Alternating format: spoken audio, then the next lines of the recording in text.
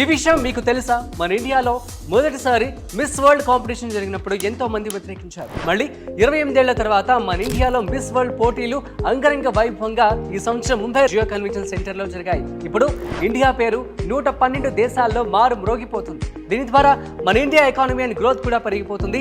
ఇది ఒక చరిత్ర అని చెప్పుకోవచ్చు. మన ఇండియాని రిప్రజెంట్ చేస్తూ కర్ణాటక అమ్మాయి సినీ శెట్టి టాప్ 8 లో నిలిచి గట్టి పోటీ ఇచ్చింది. ఇక్కడ మనం చెప్పుకోవాల్సింది ఏంటి అంటే, వీళ్ళు beauty with purpose, bold and strong women వాళ్ళని మాత్రమే సెలెక్ట్ చేస్తారు. ఒకప్పుడు ప్రొటెస్ట్ చేసిన వాళ్ళందరూ నోరెళ్లబెట్టేలా మన ఇండియా నుంచి హైయెస్ట్ మిస్ వరల్డ్ టైటిల్స్ గెలుచుకున్నారంటే మీరు నమ్ముతారా? మీరు చూసే చాలా బ్రాండ్స్ కి వీళ్ళే ఇప్పుడు బ్రాండ్ అంబాసిడర్స్. రీటా ఫరియా 1966లో తాను మిస్ వరల్డ్. బాలీవుడ్ యాక్ట్రెస్ నీలికళ్ళ సుందరి ఐశ్వర్య రాయ్ 1994లో, దియానా హైడెన్ 1997లో, జుత్తా మూకీ 1999లో, ప్రియాంక చోప్రా బాలీవుడ్ యాక్ట్రెస్ 2000లో, లేటెస్ట్ గా మానుషి చిల్లర్ 2017లో.